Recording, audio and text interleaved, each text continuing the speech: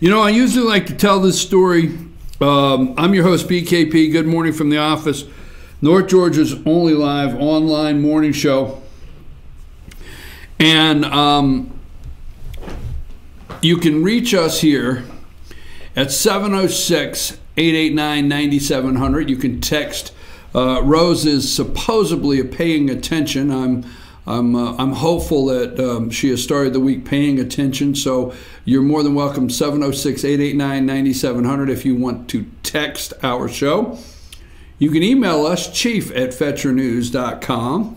Also follow us on Twitter @FetcherNews, @FYNTV. And Rose is always watching and putting out different things on our social media to engage you, the viewer. So I always like to tell this story on MLK Day here.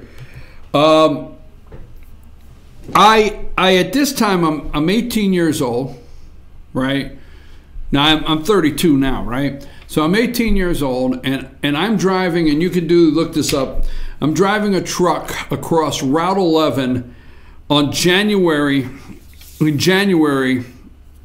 late January, across the New York-Canadian border. Now, if you go up and you look at Watertown, New York, and you look at the map, and you look at Route 11 crossing over to Lake Champlain, okay, it follows all across the top of New York and the Canadian border. And at this time, you know, all the way back at 18, I've got an old truck with AM radio. All right, for those of you that don't understand this, I got an old truck with AM radio. So, and one of the other way back stories, parts of this story, is that AM radio, I actually had to tune the frequency in. I know for you kids out there, you don't understand what I just said when tune the frequency in, because you guys are digital. It's either, bam, you connect with that digital signal, or you don't, okay? So back then, we had to, like, pull that frequency in. So I'm tuning the frequency in. It's like 2 a.m., all right? I'm driving across Route 11, late January, 18 years old. It's freezing cold in this old truck. Freezing cold, all right? It's bitter cold up there. At that time of the year, Route 11's got a snow base on it. You're driving on a solid base of snow, a loaded truck. So anyhow, 2 a.m., and I'm trying to get an old signal so I could stay awake on Route 11 up there in New York, and I'm trying to tune in and all of a sudden the only thing I can find on this AM station is this guy preaching, and it's already started. I don't know who it is. I have no idea who this is, and it's already started, and it's the only thing I can find, so I stayed on it. So I get about 15 minutes of this, and then I lose the signal, okay? And it was an awesome sermon. It was great. I really loved this sermon. And I think the best part in the impression on me all these years later was I made no preconceived notion about who it was in the beginning, and I had no notion of what I thought outside of hearing the sermon at the end. Because the only thing I heard was the sermon. I did not recognize the voice, did not know who it was, and I just listened to it for about 12 to 15 minutes. For years, I did not know who I picked up on that AM radio for 12 to 15 minutes. But I just loved that message that night. And it wasn't until later I started doing research on Martin Luther King Jr. I wanted to find out some things. All right? Wasn't until later that I came across one of his sermons, and I listened to it. And we got 6 or 7 minutes into the sermon, and all of a sudden, I started remembering, whoa, that is the sermon that I listened to all those years ago, coming across Route 11 at 2 a.m. in the morning. I never knew it was his sermon. So one, I would encourage you, take the time and listen to some of his sermons. Don't be so judgmental so fast. Don't let the media get in the way with calling the President of the United States a racist today. Don't let the media get in the way with finding people like Al Sharpton, finding people like Jesse Jackson, finding people like John Lewis to determine if the President of the United States is racist and what Martin Luther King Jr. would have thought about today. Don't let all the noise get in the way. So on this MLK Day, we're going to play a minute and a half. Please stay with this, okay? We're going to play a minute and a half. And I think it's appropriate for a couple reasons, because all you hear in the media talking about is the DREAM Act, the DREAM Act, the DREAM Act. And I'm not for sure if this man, Martin Luther King Jr., was quite thinking about a DREAM Act the day he made this speech. But let's play this video and we'll come back and talk about it. Play it, Sam.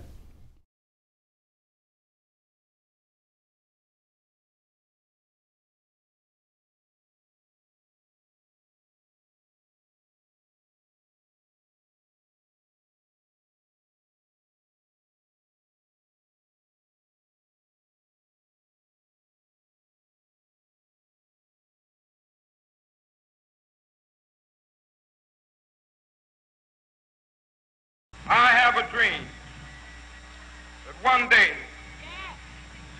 this nation will rise up and live out the true meaning of its creed. We hold these truths to be self-evident, that all men are created equal. I have a dream that one day on the red hills of Georgia, sons of former slaves and the sons of former slave owners will they be able to sit down together at the table of brotherhood. I have a dream. My 4 little children will one day live in a nation where they will not be judged by the color of their skin, but by the content of their character. I have a dream today.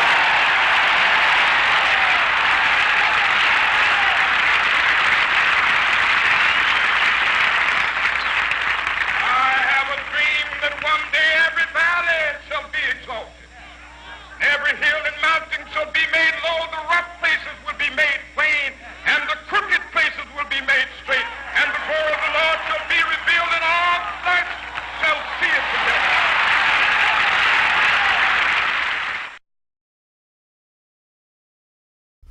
That's it. Folks, there's not a lot that I mean, I don't want to go into a rant per se as I did in the first segment on such a respectable clip, much like that one there. And we're going to break that down in a minute. But on Martin Luther King Jr. Day, I have a dream. One day, we will rise up. All men are created equal. Remember, the slave and the slave owners. His part of his dream were the slaves and the slave owners to be able to one day sit down together. That was part of the dream, okay? I'm just not seeing, and I don't want to say Mexican, okay, because we got El Salvadoran, we've got Hondurans, Argentinians, or whatever they're called. I mean, sir, just not joking. We've got so many that have crossed our border illegally. I'm sorry, we're not slave owners or slaves.